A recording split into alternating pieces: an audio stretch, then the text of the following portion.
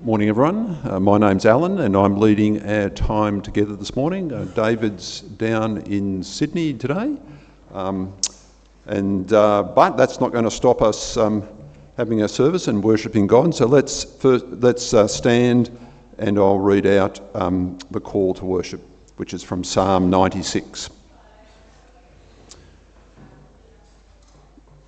Sing to the Lord a new song.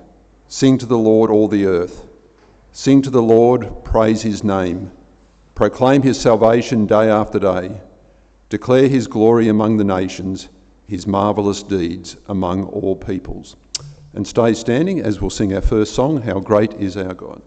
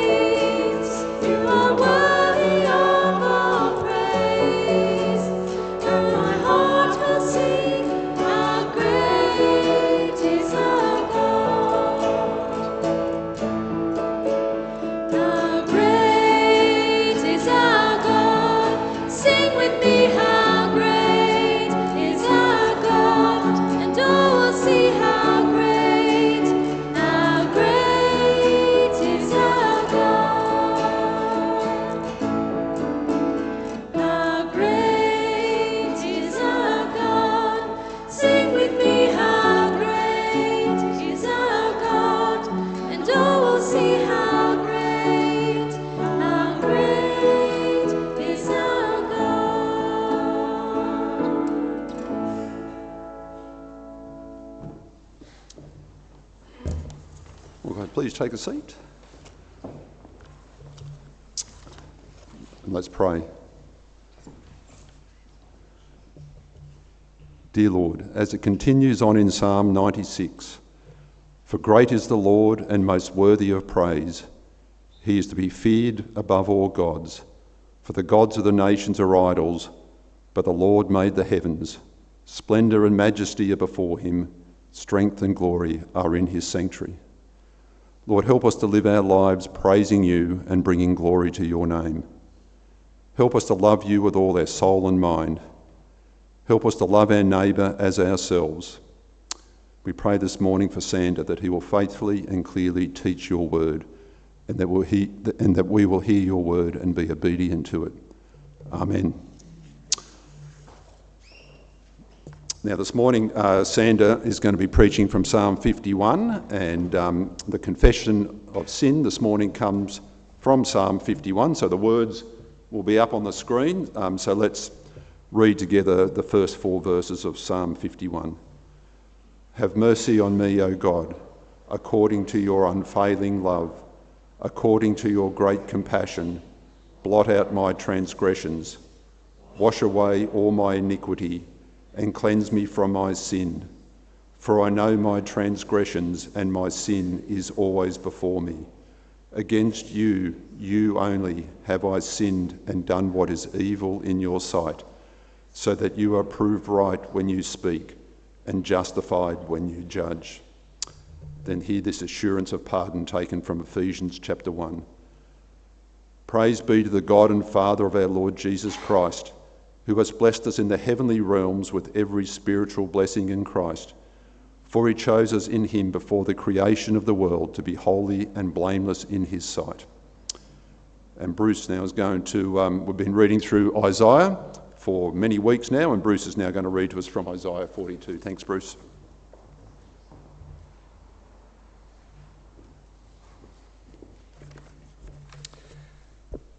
So the reading is from Isaiah 42, verses 10 to 17. Sing to the Lord a new song, his praise from the ends of the earth. You who go down to the sea and all that is in it, you islands and all who live in them. Let the wilderness and its towns raise their voices. Let the settlements where Kedar lives rejoice. Let the people of Selah sing for joy. Let them shout from the mountaintops. Let them give glory to the Lord and proclaim his praise in the islands. The Lord will march out like a champion. Like a warrior, he will stir up his zeal.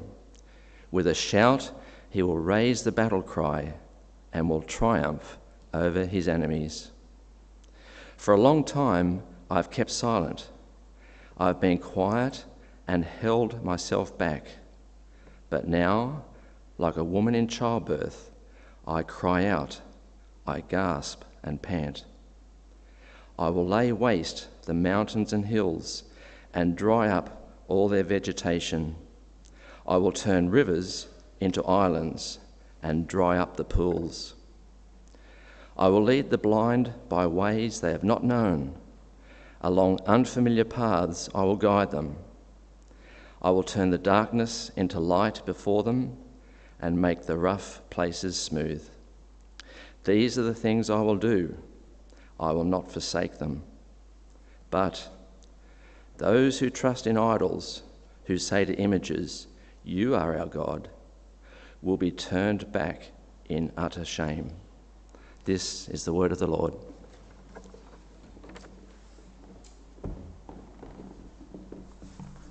Okay. Well, every week we have a country of the week. It's not so that you will do well in the next trivia quiz that you go to. It's so that you can be better informed when you pray. And the country of the week is Bosnia and Herzegovina. Now, first of all, a question for you. What very important thing does Bosnia and Herzegovina have in common with Australia? Any takers?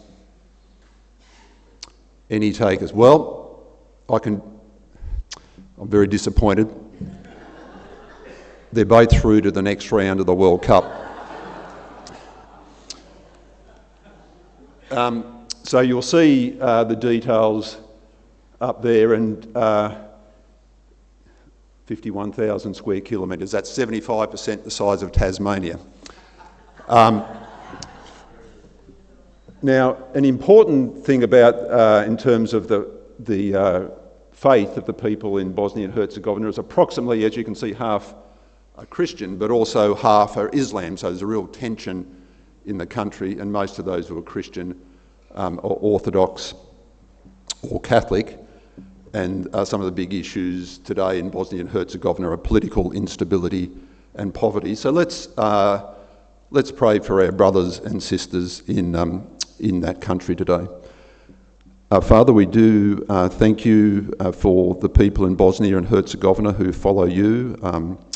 And Father, we pray that they will be a witness to the people who follow the Islamic religion, a witness to others around them. And Father, we pray that many people will come to faith in you. Amen. Okay, and David has introduced a new section, the Church of the Week. That's Charlestown Presbyterian. Margaret and I used to attend there. We left just before they opened the new bit, so we've got no idea what the new bit inside looks like. But I just thought I'd tell you one thing about Charlestown Presbyterian. It has a night service, which now has well over 100 people in it, mainly young people. So just pray for them, that they will be strong in their faith and that they will grow up knowing God's will. And so large over the last few years, it's really grown in terms of the young adults there. So pray for them. And that brings us on to the next section, which is Bev's going to lead us in prayer. And Bev, so she's, and amongst other things, I think we're going to say the Lord's Prayer, which I think Bev will appear on the screen. Yep.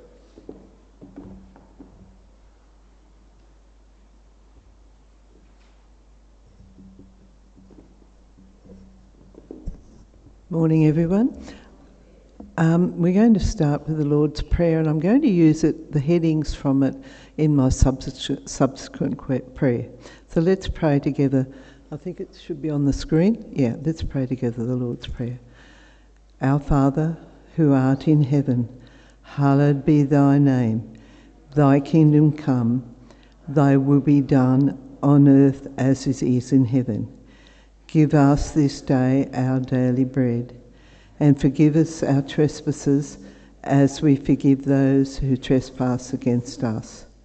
And lead us not into temptation, but deliver us from evil. For thine is the kingdom, the power and the glory, forever and ever. Amen. Lord, we thank you that you are our Father, that you love us, and help us to grow more like you each day. Thank you that we can worship you in song, and may our lives show God-likeness, your Christ-likeness. Lord, we long for all people to know you and desire to live their lives according to your plans, so we may live in peace and harmony with each other. And Lord, we pray for all in leadership in the political world, at our local council level, at state and federal. Lord, please raise up leaders with principles that come from you, that would help them to make wise, godly laws and repeal those that have been made against your commandments. Lord, we pray too for the people of Britain as they elect a new Prime Minister. Lord, help them to look to you for the right person for this time. Lord, we bring before you the trouble spots in the world, the war in Ukraine, the war between Israel and her neighbours, and the many conflicts in Africa between Christian and Islam. We pray for the Democratic Republic of Congo, for the Sudan, Somalia, and in Myanmar there's fighting between the government and rebel groups. And Lord, we pray for people in Haiti where gang violence terrorises people daily. We also pray for our policemen, help them to work fairly through situations, help them protect them, and Lord, be with them, those who have post-traumatic stress because of their work situation. Give them, Lord, your peace and healing. Lord, help us to live by your scripture. Seek first the kingdom of God and your righteousness, and all other things will be given unto us.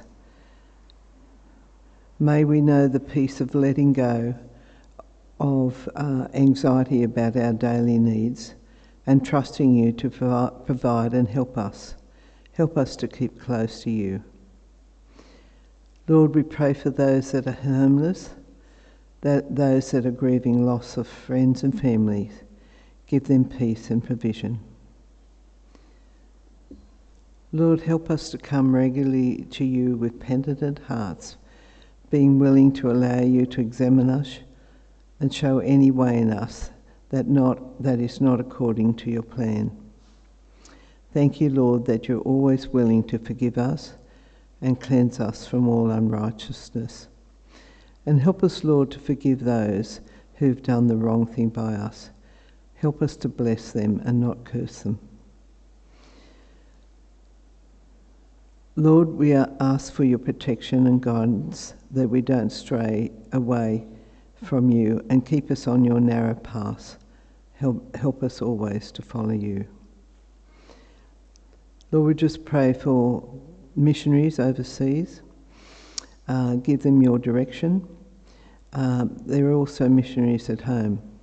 Pray for the puppets in France. Thank you that you have been blessing the fruits of their labour. And thank you that their son Simeon, who has special needs, is getting help at school. Thank you for Mick Alley and his work with the Samburu people in Africa. Thank you that many in the tribe have had their lives changed because this one man gave himself to you wholeheartedly. We pray for those who are in situations where it is illegal and very dangerous to spread your word. Give them your wisdom, protection, and thank you for them being prepared to stand up for you, so that your word will go to the ends of the earth.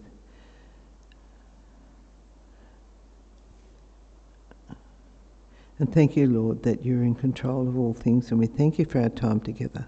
Amen.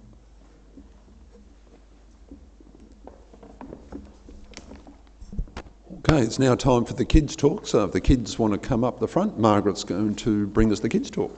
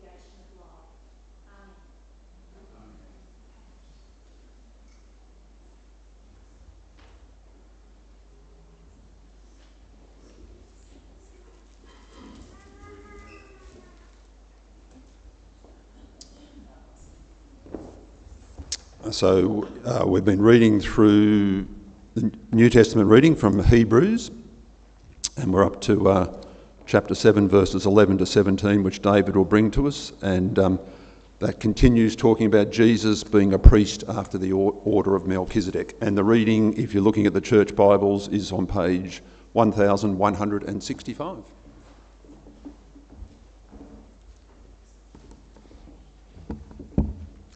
So Hebrews chapter 7, verses 11 to 17. If perfection could have been attained through the Levitical priesthood, and indeed the law given to the people established that priesthood, why was there still need for another priest to come, one in the order of Melchizedek, not in the order of Aaron? For when the priesthood is changed, the law must be changed also. He of whom these things are said belonged to a different tribe, and no one from that tribe has ever served at the altar. For it is clear that our Lord descended from Judah, and in regard to the tribe, Moses said nothing about priests. And what we have said is even more clear. If another priest like Melchizedek appears, one who has become a priest not on the basis of regulation as to his ancestry, but on the basis of the power of an indestructible life. For it is declared, "You are a priest forever in the order of Melchizedek." Okay, Sandra's now going to come up and speak to us from Psalm... Oh, we've got a song. They're standing there for a reason. I'll sit down. You don't want me leading the singing. After we sing this song, Sandra will speak on Psalm.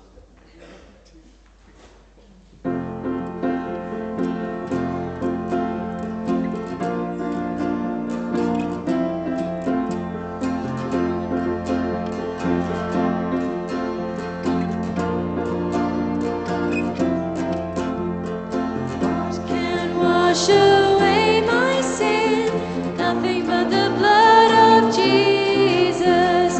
What can make me whole again? Nothing but the blood of Jesus. Oh, precious is the flow that makes me white as snow. No other fount I know, nothing but the blood of Jesus.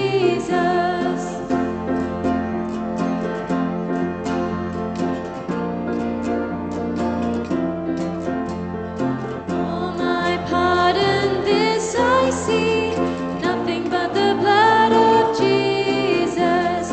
All my cleansing, this my plea, nothing but the blood of Jesus. Oh, precious is the flow that makes me white as snow. No other fount I know, nothing but the blood of Jesus.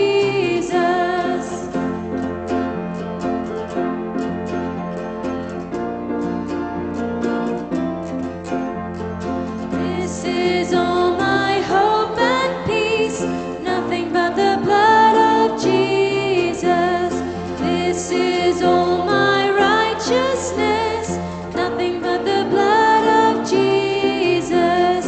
Oh, precious is the flow that makes me white as snow. No other fount I know, nothing but the blood of Jesus.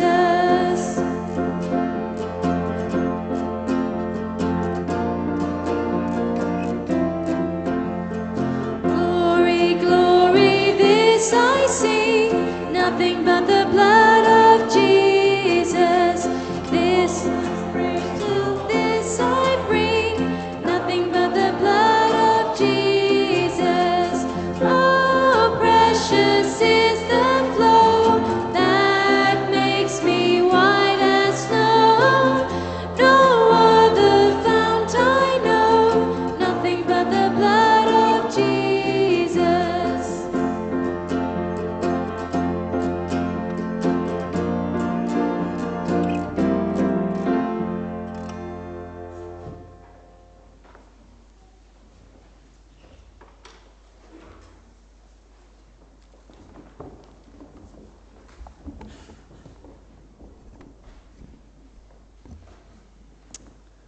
Well, good morning, everyone.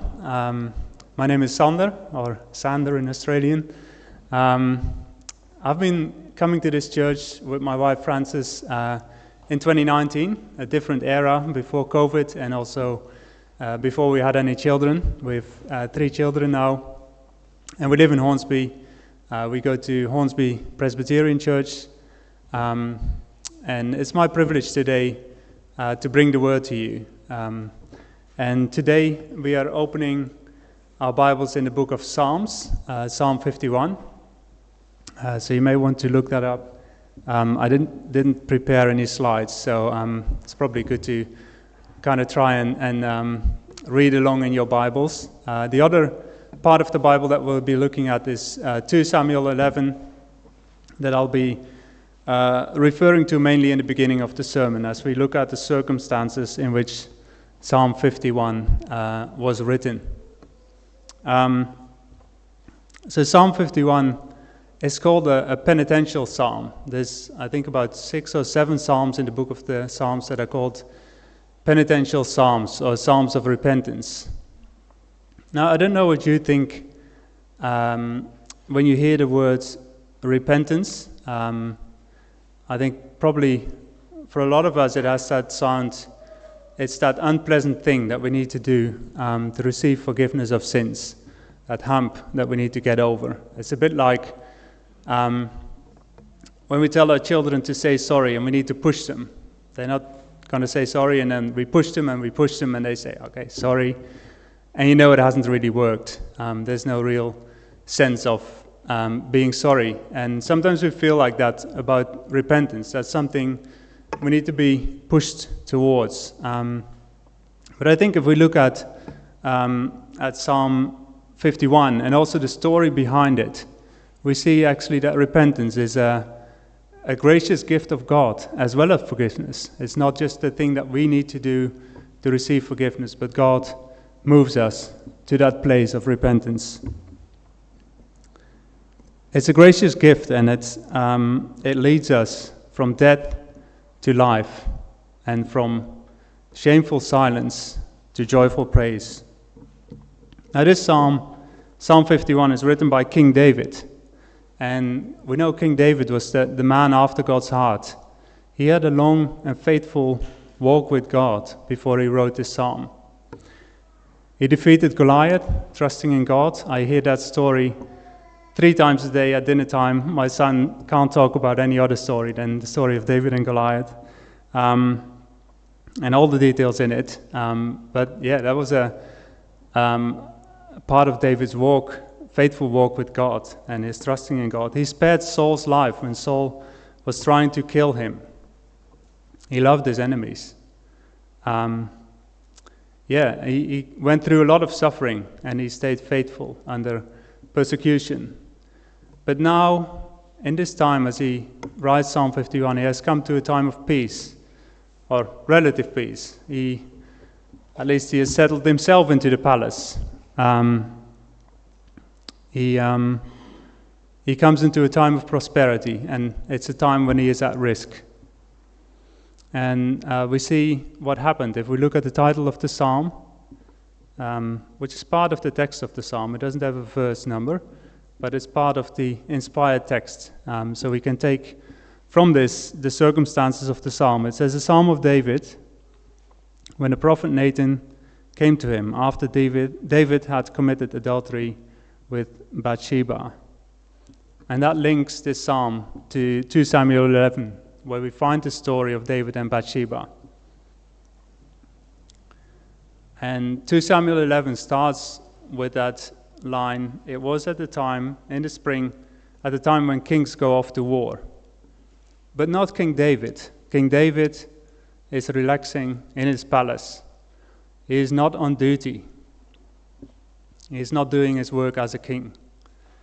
And isn't this also in our lives not a reason why many sins happen?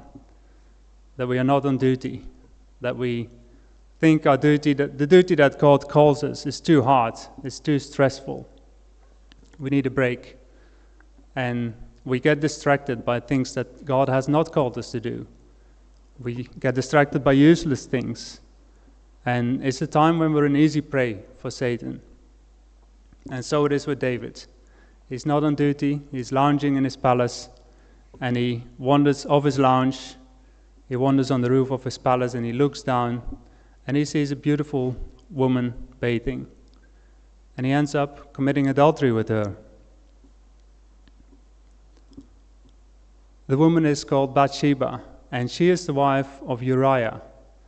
Uriah is one of his top 30 soldiers, and he's off fighting a war. Sometime after this incident passes, and Bathsheba lets David know that she is pregnant. David had committed a sin in secret, but it's going to become public. And David has the choice. He has the choice to confess his sin, to deal with it, or he has the choice to cover it up. And he is going to work to cover it up. And he'll go far to cover it up. David calls Uriah back from the front line, and he tries Uriah to be with his wife. So it would look like this child that is coming is Uriah's child and not his. But Uriah is a faithful and courageous man. His mind is still on the battlefield. Uriah is not going to stay in his own home. He is staying with the palace servants at the gates of the palace. That's where he's sleeping. He says, "How can I do such a thing while my commander and my comrades are camping in the open country?" And David pushes him harder. He feeds him drunk, but still Uriah refuses. You can't help but be moved by the faithfulness and how that contrasts with David's unfaithfulness. So David goes further. He sends him back to the front line with a letter in his hand, a letter for Joab. The letter says, "Put Uriah out in front, where the fighting is fiercest, then withdraw from him, so he will be struck down and die." And so it happens. David continues to fall rapidly. He goes from a sin of passion to a cold, calculated murder. And at the end of the chapter says in 2 Samuel 11, the thing that David did displeased the Lord.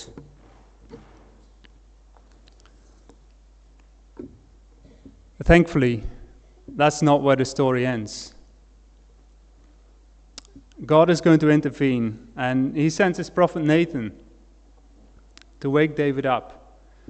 And Nathan doesn't point out David's sin straight away. He tells him a story. He tells him the story of a rich man who has many sheep, many cattle, a big flock, and a poor man who has one little ewe lamb. And the poor man loves that lamb, and he cares for it like a baby. It says it shared his food, drank from his cup, and it even slept in his arms. But when the rich man has a visitor, he takes that little ewe lamb and he prepares it for a meal for that visitor. And when David hears that, he gets angry. And he says, "As surely as the Lord lives, that man, the man who did this, must die." And then Nathan utters those famous thundering words that convict David. And he says, "You are the man." David has just signed his own death sentence. And he's right. Under the law that God gave to his people, both adultery and murder deserve the death penalty. But David is also cut to the heart. He does not push back at what Nathan is saying. He could push back. He is the king. He could send the prophet away and keep covering up his sin.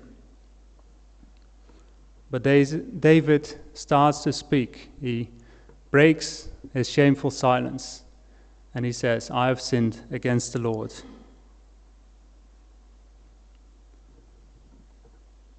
David hits rock bottom. He is in the dust. But God comes with good news in the midst of that. God has granted David pardon. Nathan says, "The Lord has taken away your sin. You are not going to die." David deserved that, but he is not going to die. There will still be terrible consequences for David and for his family and for the nation. His child will die. His household will be divided. His own family will do to his wives in public what he did in secret. You see, we may think sometimes, we may get into an attitude of thinking we're saved. We can do sin and still be safe.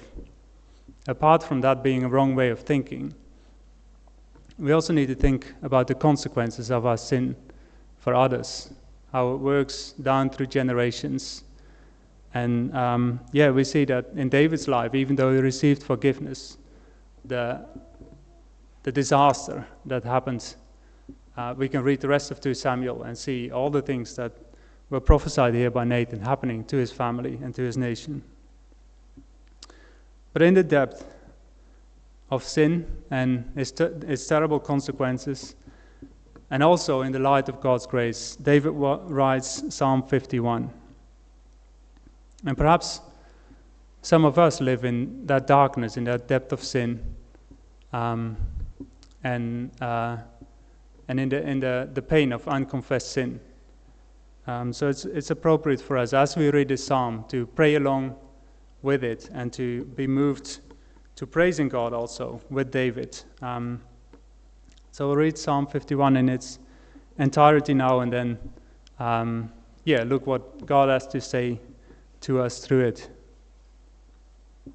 Psalm 51. For the director of music, a psalm of David, when the prophet Nathan came to him after David had committed adultery with Bathsheba. Have mercy on me, O God, according to your unfailing love. According to your great compassion, blot out my transgressions. Wash away all my iniquity, and cleanse me from my sin. For I know my transgressions, and my sin is always before me. Against you, you only have I sinned, and done what is evil in your sight. So you are right in your verdict, and justified when you judge. Surely I was sinful at birth, sinful from the time my mother conceived me. Yet you desired faithfulness, even in the womb. You taught me wisdom in that secret place. Cleanse me with hyssop, and I will be clean. Wash me, and I will be whiter than snow. Let me hear joy and gladness. Let the bones you have crushed rejoice. Hide your face from my sins, and blot out all my iniquity. Create in me a pure heart, O God, and renew a steadfast spirit within me. Do not cast me away from your presence, or take your Holy Spirit from me. Restore to me the joy of your salvation, and grant me a willing spirit to sustain me.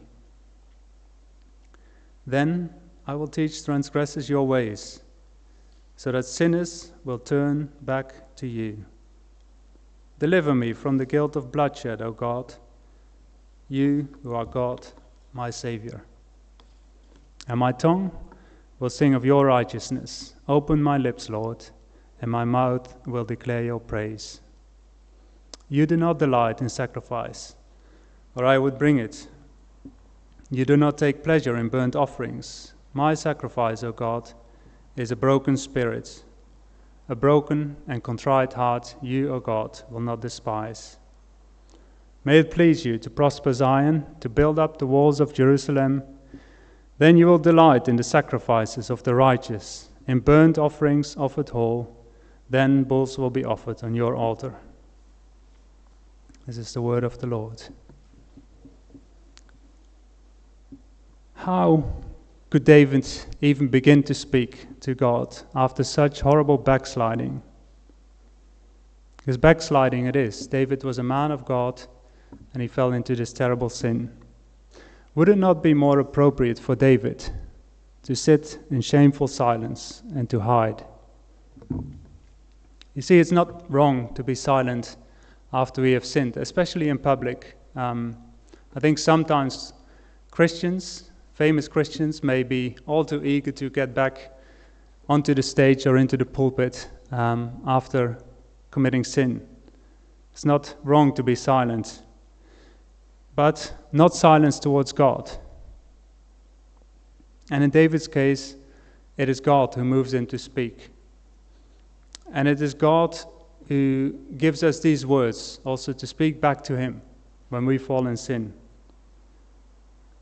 The Psalms has been called the prayer book of the Bible, and these are words that are given to us to speak to God that will help us and that model prayer and repentance for us. And also David doesn't speak in a presumptuous way. He doesn't take this lightly. He doesn't just say, I was wrong, I'm sorry, I won't do it again. No, he asks for God to act. David is absolutely in the dust. He has fallen and he is unable to rise. So all he can think is, God, help me. But it's not a cry in the dark. David calls to a God that he knows, and that is why he can begin to speak. He knows God, the Lord, compassionate and gracious, slow to anger, abounding in love and faithfulness. And that is why he can begin to speak. So he says, have mercy on me, O God, according to your unfailing love, according to your great compassion. And so if we are in the dust, if we are in a mess that we cannot untangle, if we become aware that we are sliding, that we're in free fall, these are words for us to speak. And we have to remember the God who invites us to speak, his compassionate and gracious character. And then David begins to ask. And he doesn't stop asking. I counted 20 petitions in this psalm. I don't know about you, but when I grew up, I was told not to ask, but to wait until I'm served. But in this psalm, God teaches us to ask. Not in an entitled way, not presuming on God's grace, but because God wants us to ask. He wants to be asked. He is faithful, and also we need to ask. We need him because we have a long way to go from being in the dust to coming back to praising God. So David asks, have mercy, blot out my transgressions, wash away my iniquity. See, in this psalm we have a model for repentance, and that is how the church has seen it. This psalm, during the medieval time, was chanted 7 times a day, around the year, for 13 centuries. And that is what shaped the church, this repentance. And I think if we want to see the church growing and see people come to faith, see our nation coming to faith, this is something we need to practice, this kind of repentance.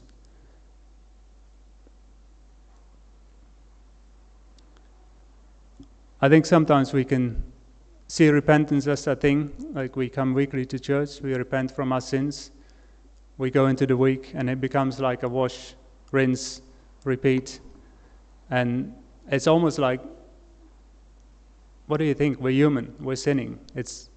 We feel like it's part of our normal life, of almost a routine. But in this psalm, we see the depth that God's wants from our repentance, and the acknowledgement of our sin, the depth of our sin before God. God wants full repentance and full acknowledgement of sin, and we see that in this psalm. It may have been wrong for Bathsheba to be bathing in a place where David could see her, but David doesn't talk about that. He's talking about his sin. He knows it, and it's always on his mind. He says, against you only have I sinned, and done what is evil in your sight, so you are right in your verdict, and justified when you judge. He doesn't say, I've done a lot of good things, and then I slipped. No, he says, verse 5, surely I was sinful at birth, sinful from the time my mother conceived me. Yet he doesn't use that as an excuse. He doesn't say, I'm a sinful human, so what do you expect, God? I'm going to sin. No, he says, you desired faithfulness even in the womb. verse 6. You taught me wisdom in that secret place. And I think David is speaking here of our conscience, of that sense that God gives us of right and wrong, that voice that speaks when we are about to do something wrong, and that tells us what is right and what is wrong. So while we acknowledge our inclination to sin, we do not use it as an excuse for sinning. God has given us our conscience to testify against us when we're about to sin. And David had suppressed that voice, but now he's acknowledging it. And when David has fully acknowledged his sin, he again asks for God's cleansing. You know, when we have done something terrible, something that has hurt others or ourselves, that has brought great damage, we may just feel like, I just want it to go away. I just wish that it had never happened. I just wish really hard it hadn't happened. But David, he is beyond that point. He has seen his sin in all its darkness, and he is calling for God to cleanse him. And he asks it several times. So verse 7 again, he needs the cleansing provided by God. He says, cleanse me with hyssop, and I will be clean. Wash me, and I will be whiter than snow. And that word for cleansing in verse 7, in Hebrew it has the word for sin in it. It actually means something like de-sin me. It's a really, a cleansing that only God can do. It says, cleanse me with hyssop. And hyssop was a herb that grows in the Middle East, grew in Israel, and the priests were using that in some of the cleansing rites. When someone had become unclean, for instance by touching a carcass or a dead body, they needed cleansing before entering in God's presence in the tabernacle again. And the priests would use that hyssop to sprinkle water and blood on whatever was unclean to cleanse it. And of course, this points forward to the blood of Jesus, which cleanses from all unrighteousness. You remember when Jesus died on the cross and the soldiers came to check if he had died. One of the soldiers stabbed the spear in his side and blood and water came out.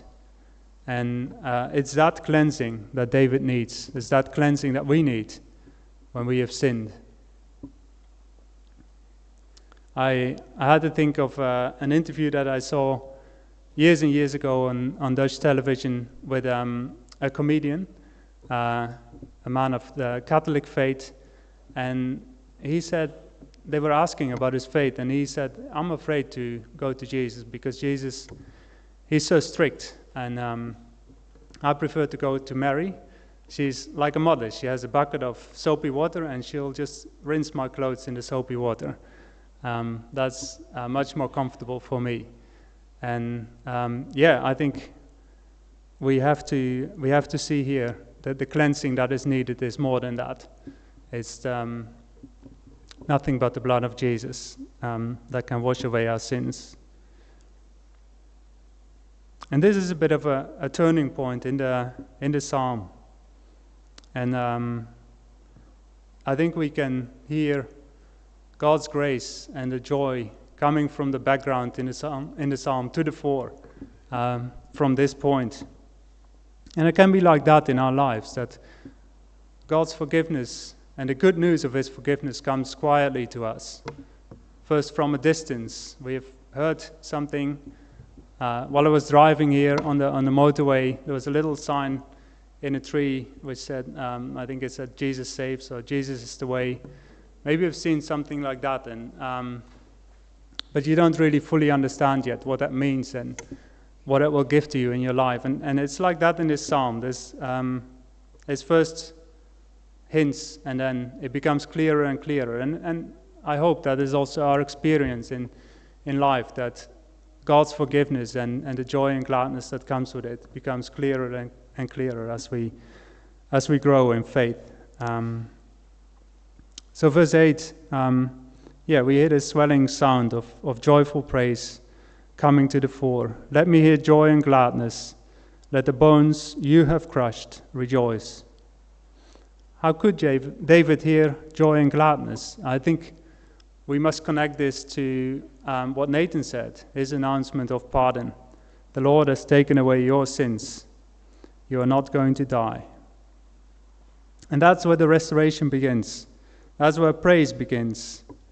The other well-known penitential psalm, Psalm 32, also has that theme of going from silence to praise.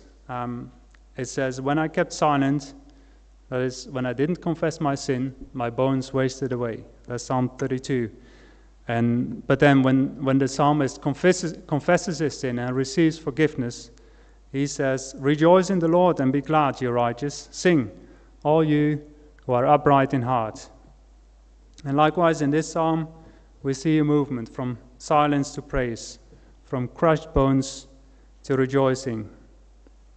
And what is needed for that long road of restoration is really deep work. It's so deep that David prays for God to create in him a pure heart.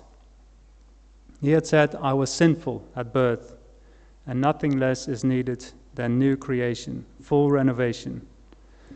I was doing some work on a house recently with water damage, and there was a lot of rot, and I had to cut away all that rotten timber. It needed to be replaced with fresh, strong timbers. You couldn't just paint over it. A full renovation of those rotten pieces was needed. And David says something similar. I'm rotten to the bone from birth. Create in me a pure heart. Start afresh with the renewing work of your Spirit. Then I will know the joy of your salvation again. Then I will have strong bones again to walk upright. Then I will not need someone else's wife to be happy. And I think this is one of the most astonishing parts of the psalm. David speaks those incredible words. He says, then I will teach transgressors your ways, so that sinners will turn back to you. And you're just thinking, David, who are you to teach transgressors God's ways? You have just fallen in terrible sin. You're not an example to follow. How would you teach anyone to walk in God's ways?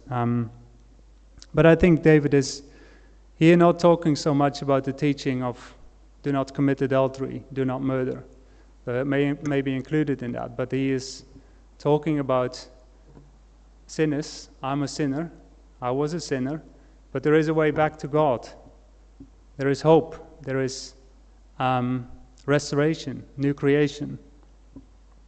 And that's really amazing, isn't it? I think nothing but God's grace can change someone from being a sinner to teaching others the way to God.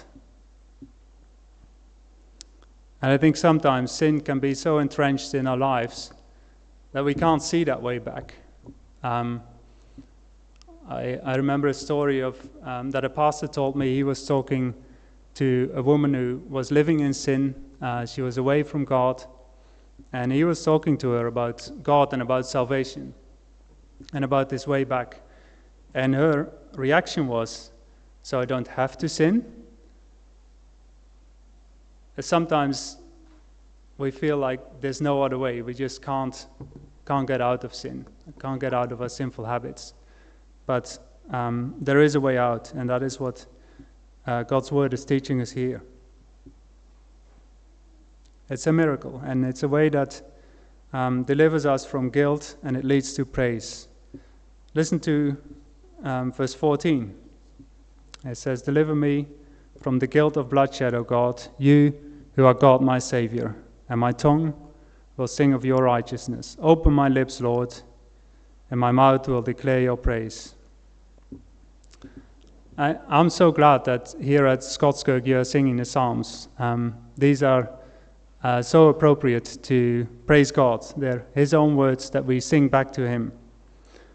And they're so real in acknowledging the depth of sin, the struggle that we face. And I was thinking as I prepared this, like, it is possible for an unbeliever to sing a Christmas carol. And that happens a lot, isn't it? But it's a lot harder to sing a psalm like this. And I think these are songs and prayers that God has given to us, has given to believers who struggle with sin, with the world and with the devil, but who want to end up praising him. And David ends this psalm with a concern for God's kingdom, for his church. His sin has brought dishonor to the people of God, to God's name, and David is concerned also not just for personal restoration, but for restoration of God's kingdom and for the damage to be undone. So he says, "May it please you to prosper Zion, to build up the walls of Jerusalem. Then you will delight in the sacrifices of the righteous, in burnt offerings offered whole. Then bulls will be offered on your altar." Our salvation isn't just personal. It is for the glory of God, for his kingdom, and for the building up of his church. I don't know, maybe some of you may be new to church. And I think there's a lot of ideas about church that can be out there in society that don't really represent what the church is. So I want to say that the church is not the gathering of people who are always right, or people who will tell you how to be right or how to be good. Though hopefully you will learn that as well. The church is not the place of good people who can teach you how to live the correct life, but it is the place where broken sinners gather to praise their Savior. It's the place where beggars come for bread, and where beggars tell each other, "There's plenty of food here."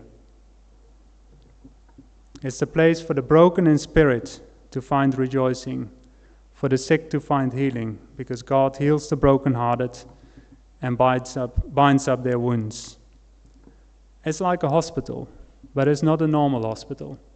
It's like an army hospital, where God enlists us in his army to sing his praise. So if you're broken and sick, you're welcome to church. If you're a sinner, you're welcome to church. Did you know that David's first army was made up of rabble?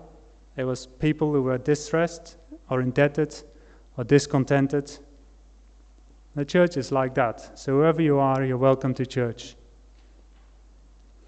Jesus tells the story of a wedding banquet to which the invited guests are unwilling to come. And he tells his servants to go out quickly to the streets and alleys of the town and bring in the poor, the crippled, the blind, and the lame. That's the church. So welcome to church with your wounds, limping because of life, with the debt you owe to God, with a broken heart, welcome. As the psalm today says, "A broken and contrite heart, you, O God, will not despise." Let's pray.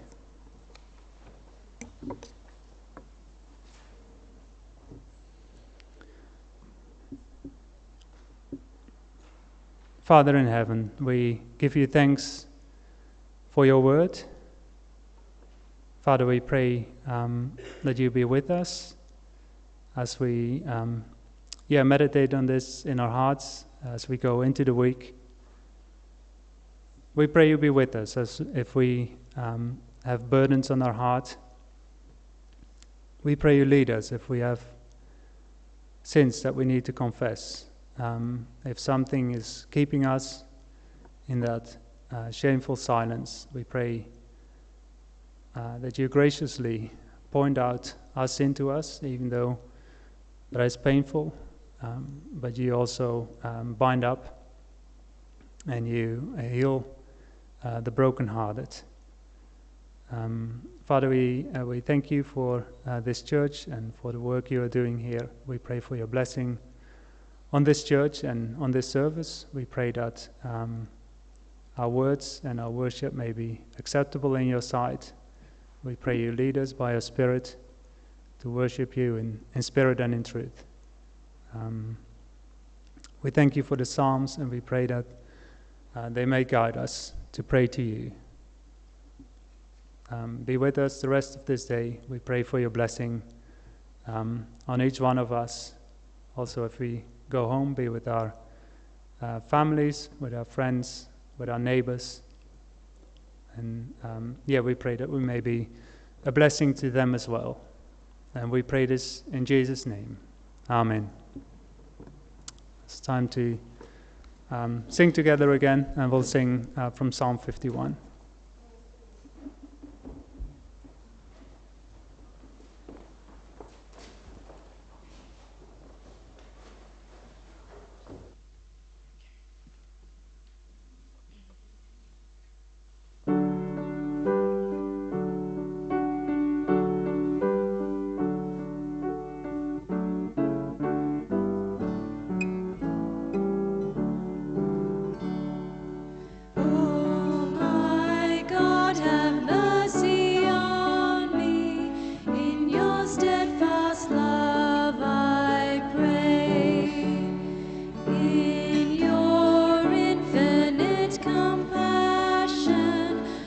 Transgressions wipe away.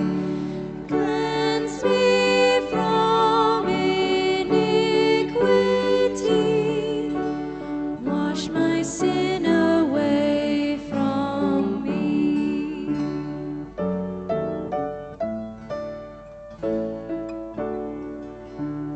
For I know my own transgressions. I can see my sinful plight. You only I've offended and done evil in your sight. So your words are verified and your verdict justified.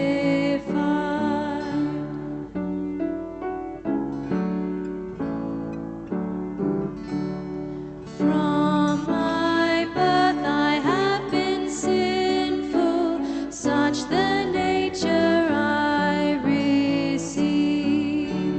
Sinful from my first beginning, in my mother's womb conceived. Truth you look for in my heart, wisdom to me you impart.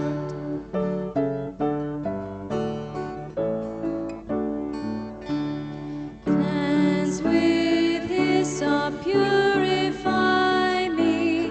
I'll be whiter than the snow. Let the bones you've crushed be joyful. May I joy and gladness know. From my failure hide my face.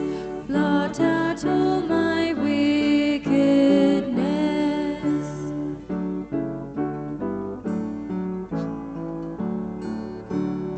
Lord, create a pure heart in me, and a steadfast mind renew.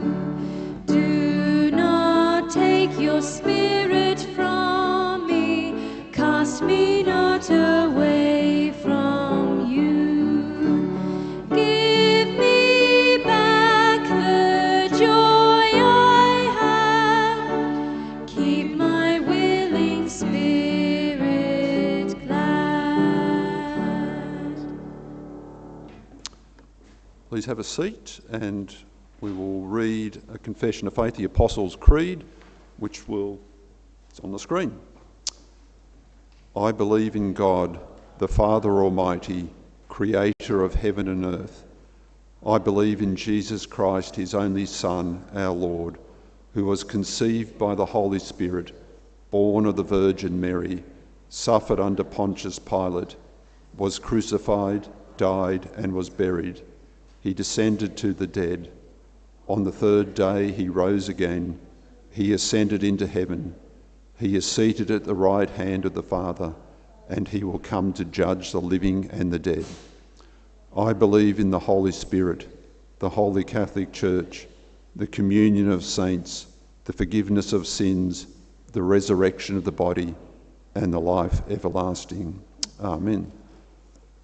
So notices, they're on the back of your bulletin, which you should have received on the way in. Just a couple of things.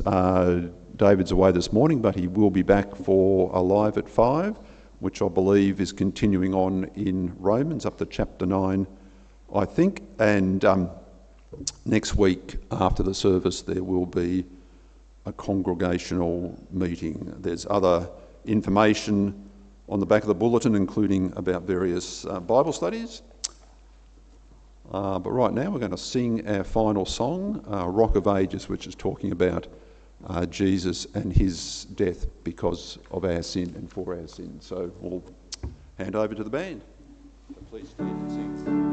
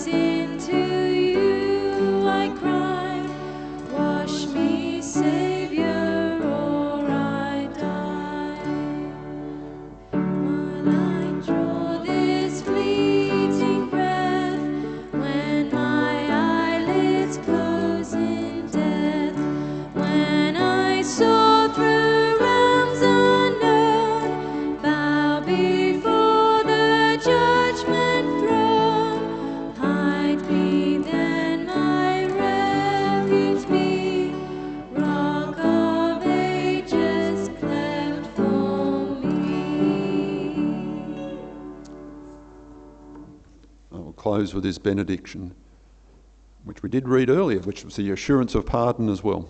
It's from Ephesians chapter 1. Praise be to the God and Father of our Lord Jesus Christ, who has blessed us in the heavenly realms with every spiritual blessing in Christ, for he chose us in him before the creation of the world to be holy and blameless in his sight. Amen. So stick around, have a chat. There's morning tea out the back, and see you next week.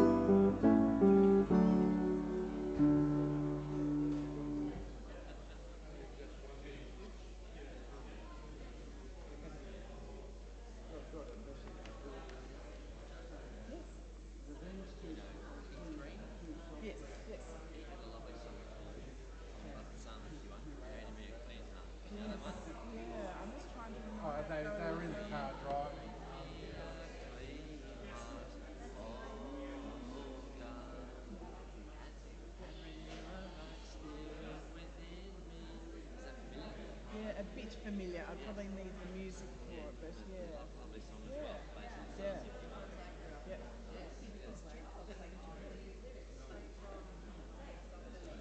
Jeff, we've sort of talked about it. He really, not really.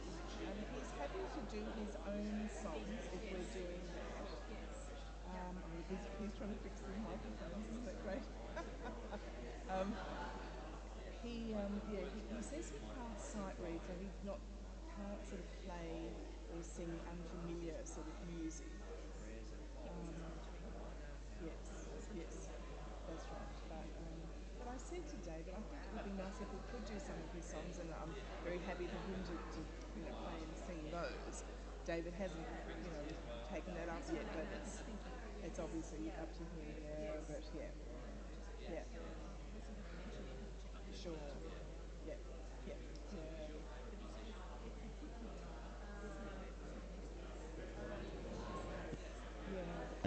Test 1, 2.